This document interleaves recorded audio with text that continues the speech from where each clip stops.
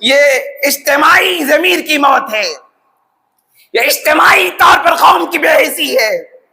آج یہ میرا درد میں آپ کے سامنے بیان کر رہا ہوں۔ غور کرے 1,00,000 کروڑ روپے جس کی ویلیو بنتی ہے اور لگ بھگ 9 لاکھ ایکڑ زمینیں وقف کے پاس موجود ہے۔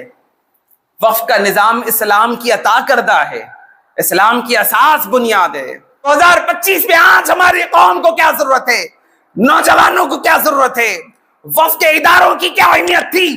آج کسی نوجوان کو اٹھا کے پوچھ لو تو آپ شرمندگی کے سوا کچھ حاصل ہونے والا نہیں ہے۔ آپ اپنی اثاثہ جات جو ہمارے بزرگوں نے وقف کی تھی، اگر ہم اس کے بارے میں کسی نوجوان سے پوچھ لو تو وہ جواب نہیں دے پائے گا، اس لیے کہ ہم نے اس طرح کا اویئرنیس لانے کی کوشش ہی نہیں کی، تو پھر نوجوان کس طرف اس راہ کی طرف آئیں گے؟ آج ہمارے نوجوانوں کو سوشل میڈیا پر وقت ضائع کرنے کے ساتھ اور کوئی کام باقی نہ رہ گیا۔ اتنا بڑا نقصان قوم کا ہونے جا رہا ہے، لیکن اس کے باوجود ہمیں احساس تک نہیں پیدا ہو رہا ہے۔ تو آج یہ فکر میں آپ کو دینا چاہتا ہوں، تاریخی حقائق کو سمجھیں۔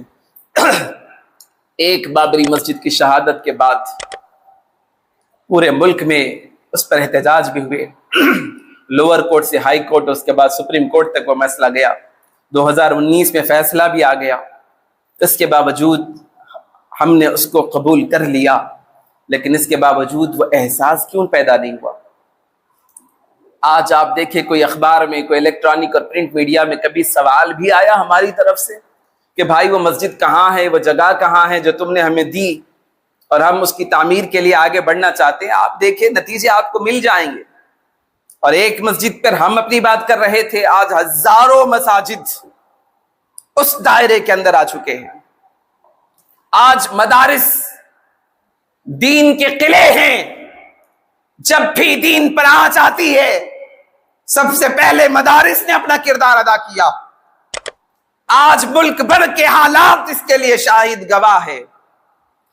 جس تیزی کے ساتھ زمانہ کروٹ لے رہا ہے، لگتا یوں ہے کہ مدارس کا اپنا تشخص بھی کئی حد تک ختم ہونے کے کگار پہ پہنچنے والا ہے۔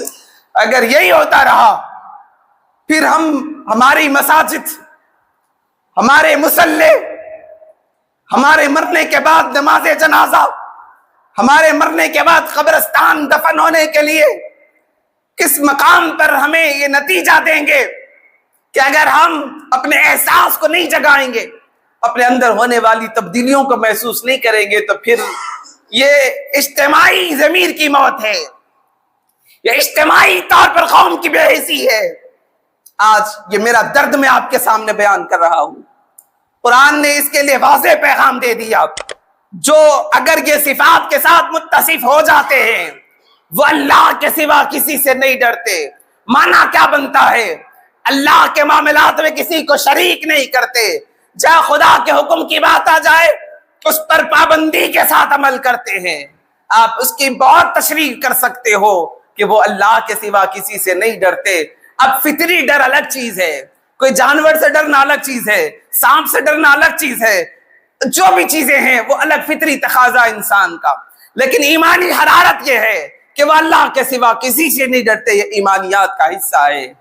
تو آج یہ فکر ہمارے لیے ضروری ہے کہ ہم بڑی تیزی کے ساتھ کروٹیں بدلتے بدلتے اس مقام پر آ پہنچے ہیں۔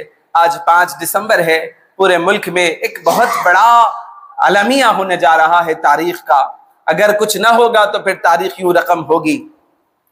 آپ غور کریں، اتنی بڑی جائیدادیں جو میں نے آپ کو بیان کی، آپ غور کریں 1,00,000 کروڑ روپے جس کی ویلیو بنتی ہے اور لگ بھگ 9 لاکھ ایکڑ زمینیں وقف کے پاس موجود ہے۔ وقف کا نظام اسلام کی عطا کردہ ہے، اسلام کی اساس بنیاد ہے۔